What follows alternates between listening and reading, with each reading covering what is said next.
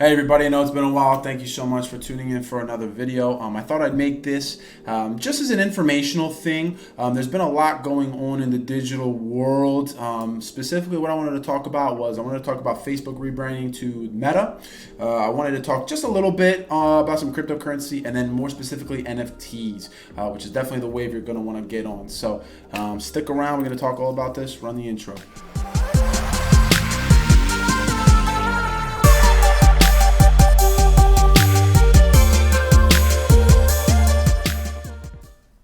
So basically, if you haven't heard the news, Facebook, Mr. Marky Mark, Mr. Human over here, they are rebranding Facebook to become Meta going forward. Total makeover. If you haven't watched the video yet, he basically talks about what it is, what it looks like. It's basically a virtual reality. If you haven't yet, feel free to go check it out, but I'll surmise it for you briefly here.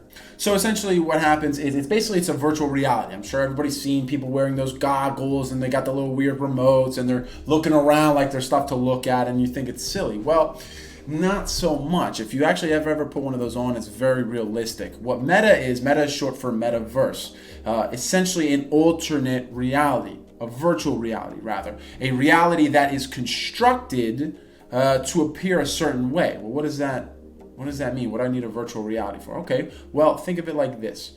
You have the opportunity, you don't leave the house, you have the opportunity to put these goggles on, put these gloves on, these motion sensors, so it looks like you're actually, mimicking the actions of someone in this real situation, and you go to a movie theater, a virtual movie theater. You go to the arcade, a virtual arcade. You go to a concert, a virtual concert.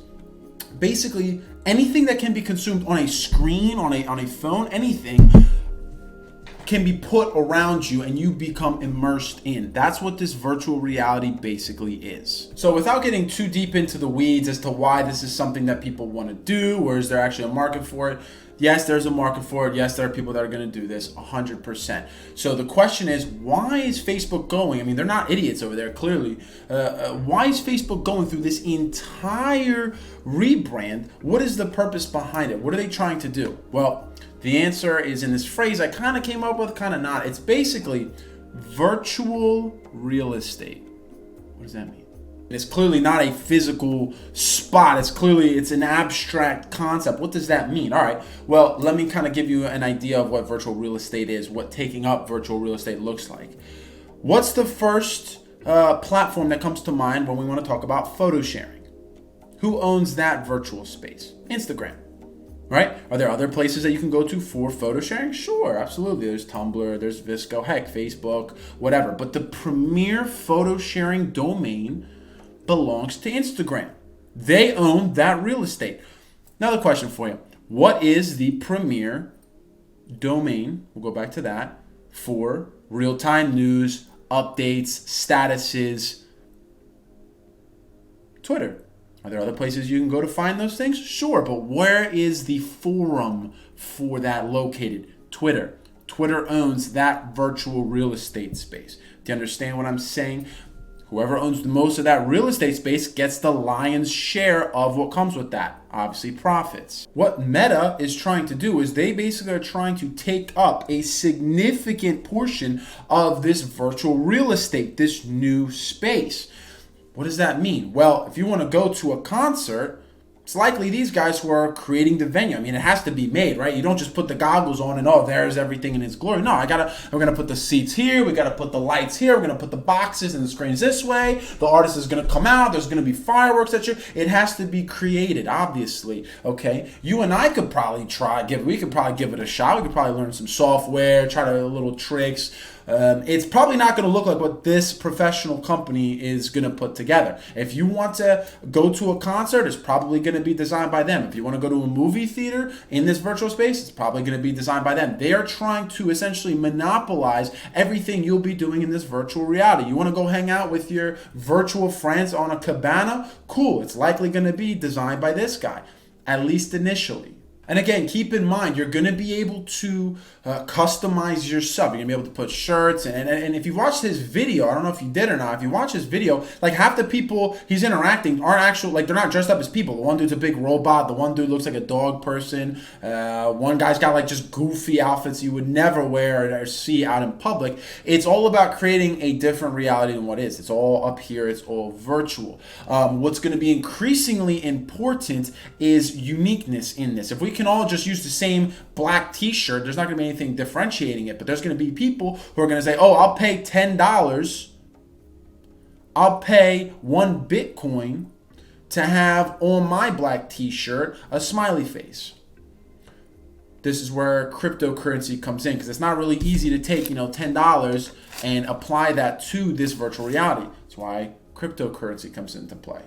So crypto is, there's a lot going on with cryptocurrency. This is going to be basic. Do your own research. It's important. Cryptocurrency is basically virtual currency. It's obvious what it is. The thing about virtual currency, the issue that basically was being had was the idea of double spending. If I take $10 and go to the Chick-fil-A down the street, hand them $10, I get my meal. That's it. I can't respend the $10 I just gave.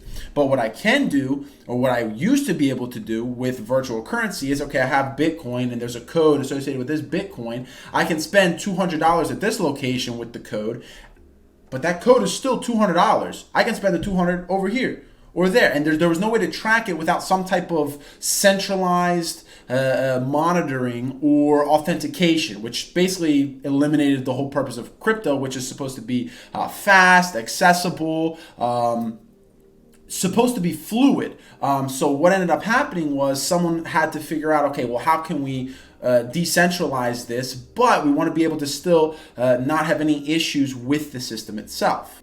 Enter blockchain. Blockchain is essentially the way to track ownership of digital assets. What does that mean? Blockchain is essentially a ledger. That's basically what it is. It's a ledger that tracks ownership, change of ownership between these assets. So for cryptocurrency, let's just say I have a $10 Bitcoin. Okay, it's worth 10. Okay, I sell this or I use this, whatever. It goes to the next owner, right? It transitions to this owner. Well, that's a block.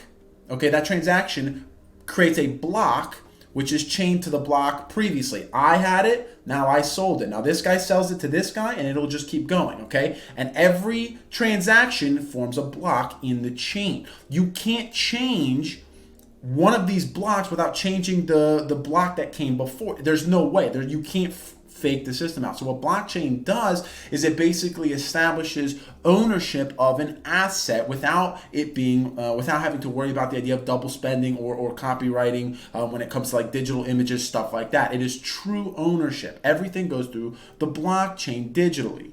And again, the biggest thing about blockchain is it basically removes the need for authentication or a central banking business model that kind of monitors everything. Essentially, it just gets rid of that because every transaction is a data. It just creates data that's there that you can find, that you can track. It makes it very easy.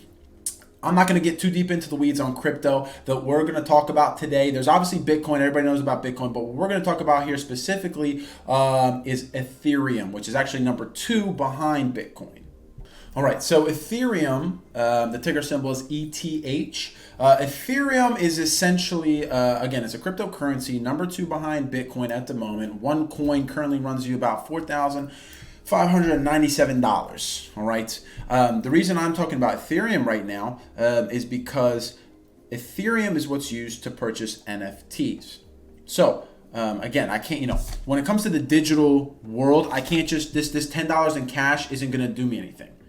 I can't buy an NFT with this. I can't buy a cool face mask for my guy in the meta. Okay? What I need is crypto. Quick timeout here to tell you that obviously in order to buy digital assets, you need crypto, but to buy crypto, you buy that with, at least for me, US dollars, whatever that may be. So, if you want to buy an NFT and that's 0.5 Ethereum, you're going to need to buy, one Ethereum is going for $4,618. So roughly about $2,300 is how much you'll spend in order to have 0.5 Ethereum that you're going to want to spend on, for example, an NFT. What is an NFT? NFT stands for non-fungible token. The idea of a non-fungible token is you spend XYZ dollars on in this case, we're going to talk about just images. There's graphic files that you can have. There's like interactive pieces that you can have. We're just going to talk about what I see to be the most popular one, which is just graphic images, okay? You purchase a graphic image, okay? This image has been minted. It has gone through a process to make it one of one. It goes on blockchain. The thing goes on blockchain. It is mined. You'll spend right now to mint one of these to become an NFT, to take it from an image file to an NFT, which then is tracked on the blockchain. The current mining fee is $357. That's what the fee is. But it will become a non-fungible token, and the only person who is legally the owner of that piece is the person who bought it. And that goes on the blockchain. The idea of it is you can track ownership. So there's a couple ways that an NFT can create value. So the first way that an NFT creates value is quite simple. Who the owner is. So Steph Curry right now has an NFT as his profile picture on Twitter, I think, okay? If he wants to sell that, that's going to go for a pretty penny for no reason other than the fact that he owned it.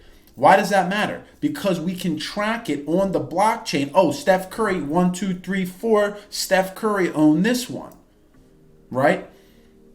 That automatically adds value to the NFT.